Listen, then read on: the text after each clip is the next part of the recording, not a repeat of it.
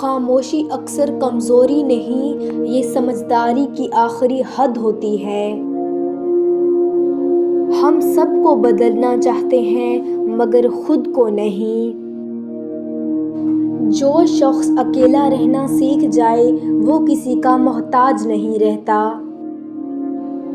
जिंदगी ने सिखाया हर मुस्कुराहट के पीछे सच नहीं होता। तकलीफ तब बढ़ती है जब तवक्को अपनों से हो। इंसान लफ्ज़ों से नहीं रवैयों से पहचाना जाता है। जो खुद को काबू में रखे वही असल ताकतवर होता है।